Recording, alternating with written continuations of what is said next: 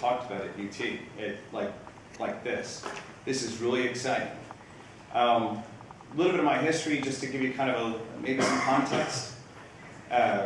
Well, first off, Tech Branch Austin, what that is an incubator. We call ourselves a venture technology accelerator, where we try to engage with entrepreneurs at the earliest stages of the startup process, because it's difficult. So, you know, my entrepreneurship background, I've created wealth, destroyed wealth, created wealth again, destroyed wealth again. I'm in a wealth creation cycle, and I think I know what to do to actually keep it around this time. At UT, I actually, while I was getting my engineering degree, I took a job at Southwest Research in San Antonio. Then I was an intern at IBM. And then I was an intern, actually a software developer at Motorola. I had some excellent opportunities to go see what it's like to be in these big companies. And I got to sample just a little bit of this, a little bit of that. I forgot to hit the start button, so I better do that.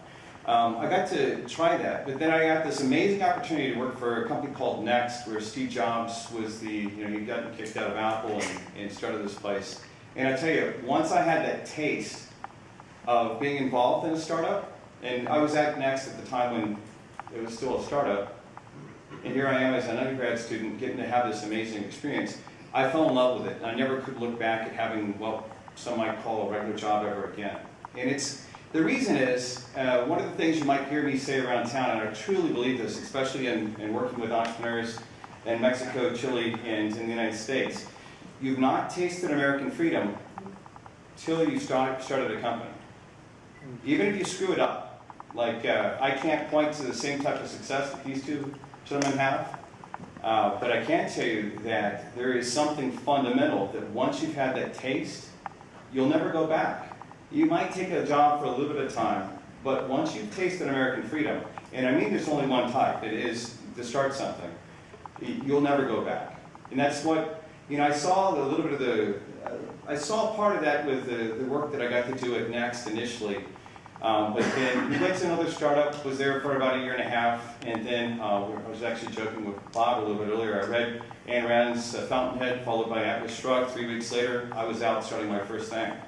I don't think I planned it out the way I probably would, an older version of me might say, go back to the guy who's at W school and plan it out a little bit.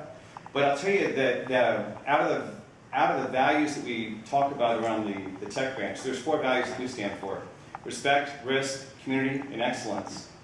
I'll talk, since I don't have enough time to tell you about all 4 of them, I'll just touch on the second one, risk. You're never going to be clear about, or never be certain about what some action is going to take, but you can be clear that the best data that you have right now in front of you is this data. And as I say around the tech branch, pull the trigger and ride the bullet. And your life is going to be better for it. Another value that I want to make sure I speak about in the context of considering entrepreneurship, because I think there's some barriers that I want to make sure that we're tearing down. Our third value in the community of practice called Tech Branch Austin is community. So I'm a 5th generation Texan, and about 30 miles north of here, there's 5 generations of my family. If you go to the courthouse, you can actually see a little plaque that my great-great-grandfather got into the Williamson County in 1886. One of the things when I was struggling one time with my first startup, riding the roller coaster that was my first company, was I was alone. Even though I had some employees, I was all alone. And I was actually out on my uncle's ranch, and I told him about it. This man's only been out, graduated from high school, but not much more. He is truly a Texas rancher, the salt of the earth kind of guy. He was surprised. He said, how come you don't have any of these other people around you that are actually working with you? And as an example, he specifically said, and he pointed to a barn that he actually had built. He said, in olden times, and a time just like this barn, if I was a farmer and you were a farmer, I'd help you build your barn, you'd help me build my barn. The government wasn't involved. And whether or not we actually worked with each other is whether or not we survived. Survived. Now, a couple generations later, I don't have to think about survival with my actions, right? I can actually just, get a job or take it easy or something like that. But one of the key things that we actually is exciting to see happen, especially here in Austin, Texas, in this whole Austin-friendly culture that we have, is we help each other. We work with each other. The entrepreneurs in Austin are actually very much like that. And one of the things I prize about that, I have spent time out in the Bay Area, and I, enjoyed my time in Silicon Valley. But I chose to, in the 9 different cities I've lived in Boston, Chicago, Guadalajara, Mexico, the Bay Area, Phoenix, Dallas, Austin, San Antonio, and Santiago, Chile, during my career. There's something special about this town. Now, 1995 and 1996, when I was in Palo Alto, I actually saw at a place called Gordon Beers, one guy spilled beer on another guy, and a startup got formed. It's truly amazing what happens out in the Bay Area. It's truly amazing what happens in Silicon Valley. Now, I'm not saying let's turn Austin into Silicon Valley, but what I can tell you, with the culture that we have, this, like my uncle would tell me about, or I'm telling you about now, about farmer helping farmer applied to technology startups, there's something we can do here with this group of people and then all the other technology entrepreneurs that we're already working with in our community that sets us apart from Silicon Valley. And it's actually very special. It's the lifestyle that I choose to be here, but actually it's also the competitive advantage that I think we haven't tapped yet as a city. And I would just say, speaking to that third value that we talked about around the tech ranch, to make sure that touch into that. A lot of people will hold on to an idea and say, I'm not going to share my idea with anyone because they're going to steal it. Well, the truth be told, there's already 30 teams around the world that are ready to eat your lunch.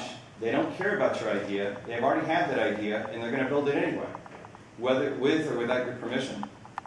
The thing I would suggest is, in this room alone, you have enough muscle, mental muscle, to get those startups off the ground and leverage each other. And I don't know where you guys are at from the standpoint of doing that as a community, but I push on you hard to say, that's the secret advantage. And if you fall in love with being in Austin, one of the great things to have happen in making sure that you get to stay here, unlike I did early in my career, is to make sure you're leveraging off of each other. Other than that, I'd love to support you guys as entrepreneurs around UT. I'm really, really freaking excited. I took every class you could take as an engineer. I took the engineering entrepreneurship class back when I was in the one. I snuck into the business school a couple times because they couldn't keep me out, which was great. But it's really great to see that stuff like one semester startup is here, and take the risk, take the leap, and then secondly, make sure that you're supporting your community to make stuff happen. I don't know. I gotta check my time to see if before the vote. Maybe a few minutes, a question or two as well. From a different perspective of battle-scarred, well, we all have scars. I don't know. Yes, sir? How do you differ from the Austin ATI? ATI, well, Isaac is actually, well, he was here.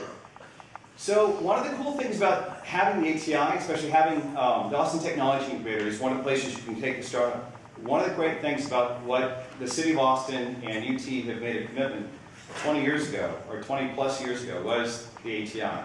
ATI is more of what I consider an incubation facility.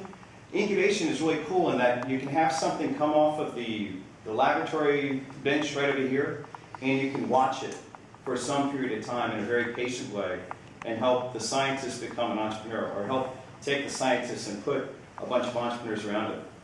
At the Tech Ranch, we're different in that we're all entrepreneurs, battle-scarred entrepreneurs, that know that there's a window of time, and it's probably 3 months, that we're going to pick you up and try to accelerate you as soon as possible, as fast as possible, in a different methodology. We're much more focused on the how do you take the community, interact in the community. As an example, I don't know what the numbers specifically are for ATI, but because of the facilities they have, they can only take 1 out of 10 teams. Our play is an ecosystem play. It's my belief that with the changes in social networking theory and social networking platforms and stuff like that, we can get as many entrepreneurs at the bottom of what I call the harvest pyramid, help them continue to grow all up to what we call the top of the pyramid, or the portfolio, our portfolio companies. It comes from 20 years of Japanese martial arts. One of the other things I started when I went to UT is I got into Japanese martial arts, and over a period of time, anybody can. I study martial art called Aikido. I've been studying 14 years. Over a period of time, anyone can become a really great Aikidoist, tall, small, big or small. the key insight is how do you practice and how do you work together? And it's not the individual, it's actually the team.